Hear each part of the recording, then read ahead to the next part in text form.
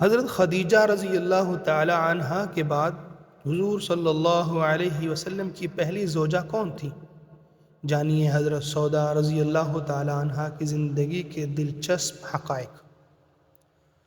حضرت خدیجہ رضی اللہ تعالی عنہا کے انتقال کے بعد حضور صلی اللہ علیہ وسلم کی زندگی میں حضرت سودا رضی اللہ تعالی عنہا اور حضرت عائشہ رضی اللہ تعالی عنہا نے نکاح کی سعادت پائی۔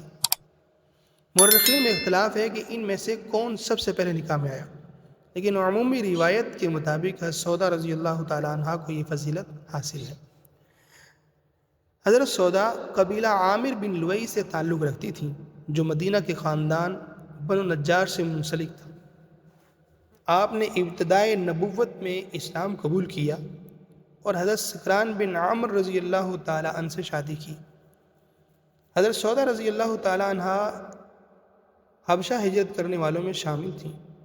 ان کے شوہر حضرت سکران کا انتقال ہو چکا تھا اور ان کا ایک بیٹا عبد الرحمن بھی تھا جو جنگ جلولہ میں شہید ہوا۔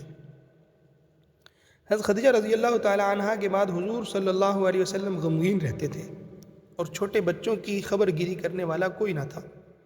حضرت خولہ بنت حکیم رضی اللہ تعالی عنہا نے حضرت سودا کے والد کے پاس نکاح کی بات کی۔ سب مراحل طے پا گئے اور حضور صلی اللہ علیہ وسلم نے حضرت سودا رضی اللہ تعالی عنہا سے نکاح فرمایا، جو شوال 10 ہجری میں ہوا۔ نکاح کے وقت ان کی عمر تقریباً 50 سال تھی اور مہر 400 درہم مقرر ہوا۔ حضرت سودا رضی اللہ تعالی عنہا بلند قامت، فربا اندام، سخاوت و فیاضی کی مالک اور ایک صالح خاتون تھی۔